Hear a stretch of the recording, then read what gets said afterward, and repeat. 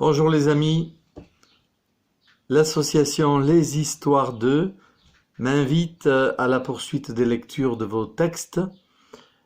Donc c'est l'animation Laissez parler les petits papiers qui devient Laissez parler les petits stylos. C'est le cycle 4, moment de jardin, le mot imposé, omelette norvégienne. À chacun sait.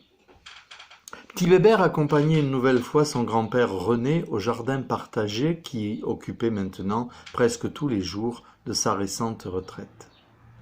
Mais cette fois-ci, la journée s'annonçait plus longue et plus studieuse que toutes les autres réunies, car les raisons de s'y trouver étaient bien particulières.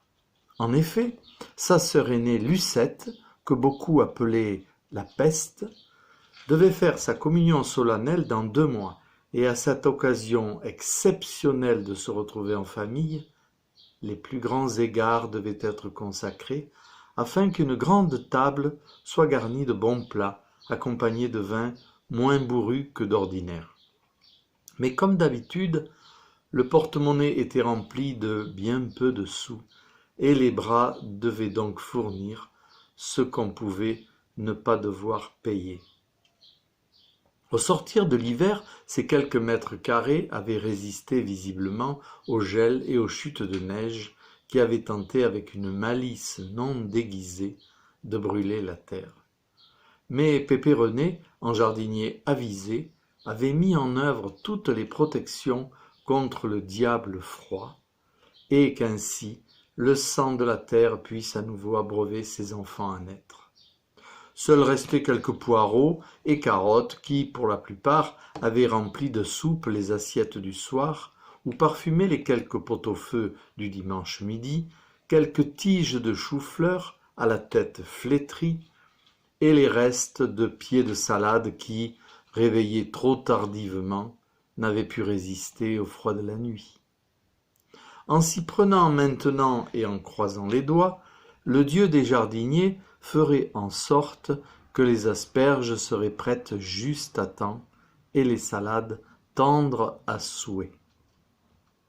Quant aux haricots verts, ils seraient tirés des bocaux de l'année dernière que Pépé René avait préparés en plus grand nombre que d'habitude.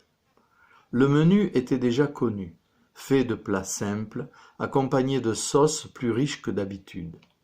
Asperges sauce blanche, gigot haricots verts, fromage et surtout un dessert appelé omelette norvégienne. Petit Bébert découvrait ces 2 mots accolés l'un à l'autre et ne voulant pas paraître ignorant, n'osa pas en savoir plus. Omelette suggérait des œufs battus, quant à norvégienne, visiblement féminin de norvégien, c'était un mot qu'il découvrait. Après tout, cela se rapprochait beaucoup de quiche lorraine, quiche du pays lorrain. Alors, omelette du pays norvégien, cela ne pouvait pas être faux. 2 mois plus tard, dès la première cuillerée, ce fut un feu d'artifice.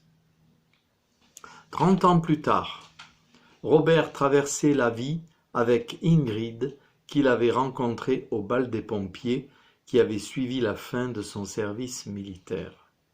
Il avait de nouveau vécu un feu d'artifice, mais cette fois dans son cœur.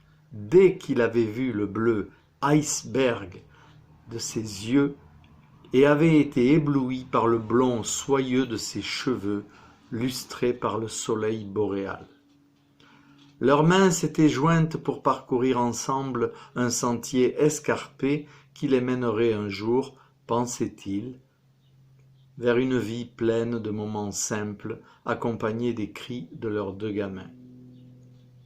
Ce sentier s'était définitivement arrêté dans le pays d'Ingrid.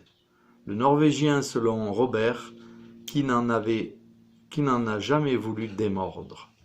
Les dons de celui-ci pour la pâtisserie furent discrètement mais fermement reconnus par des applaudissements silencieux et soutenus.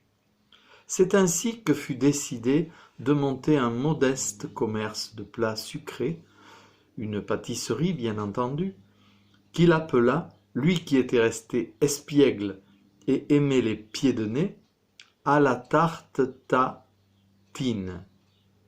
Chaque fois qu'on lui demandait pourquoi un tel nom, il disait que c'était en souvenir de Pépéroné, et il rajoutait « À chacun ses rats sains, à chacun ses rats sines ». Personne n'a jamais compris, pas même Ingrid.